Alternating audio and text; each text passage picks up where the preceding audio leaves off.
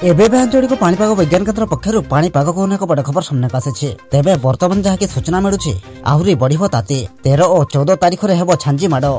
तेबे एने केउ सब जिला को केते मात्रा विपद रही है पाणीपाग विभाग बा एमडी तरफ कौन रही रिपोर्ट से नहीं भिडियो संपूर्ण अपडेट जाना किंतु ता पूर्व भिडियो को गोटे लाइक करंतु और भिडियो आपण सांगसाथी मान अधिक अधिक मात्रा शेयर करंतु। जदि आम चैनल आपण प्रथम थर भिडियो देखुंते ताहले एबे ही चैनल को सब्सक्राइब करी पाखरे था बेल आइकन को प्रेस करी ऑल नोटिफिकेशन को ऑन कर रखंतु।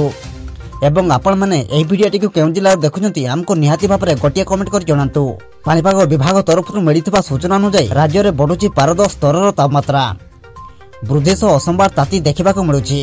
उपकूल उपात सबुठी ताती थिबा बेले जड़िब पश्चिम ओडिशा होली रे असंबार हेब स्थिति। आज ताती बढ़ुवा बेले आगामी 5 दिन 2 ରୁ 3 डिग्री तापमात्रा वृद्धि पाइब बोली पूर्वानुमान करिछि पाणीपाग विभाग।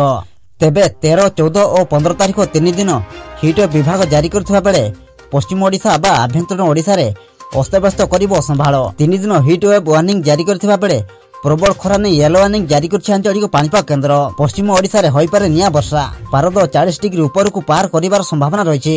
आभ्यंतरीण ओडिशा रो 6 जिला पाई सतर्कता जारी करछि पाणीपाग केन्द्र। 13 तारीख रे 7 जिला यथा सुंदरगढ़, झारसुगुड़ा, संबलपुर, सोनपुर, बौद्ध, बलांगीर और बरगढ़ को येलो वार्निंग जारी कर जायछि।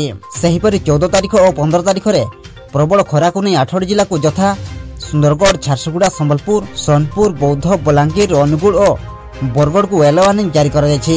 एही सब जिलावासी को ग्रीष्म प्रवाह को दृष्टि रखी सतर्कता मूलक पदक्षेप नेबा को परामर्श दिया जायछि। पूर्वाह्न 11टा रु अपराह्न 3टा भितरे जेते दूर संभव घर पदा को न बाहरिबा पई परामर्श दिया जायछि।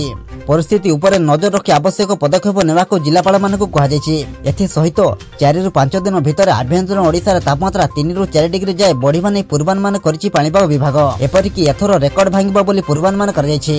मार्च ରୁ मे मास जाय स्वाभाविक ठारू अधिक रहिबो दिन तापमात्रा।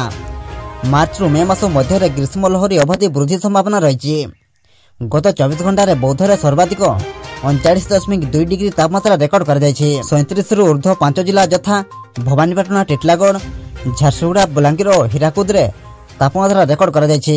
भुवनेश्वर रे सर्वाधिक 33.8 डिग्री और कटक रे 32.8 डिग्री तापमात्रा रेकर्ड कर जायछि। सेति पई आपण माने अलर्ट रहंतु।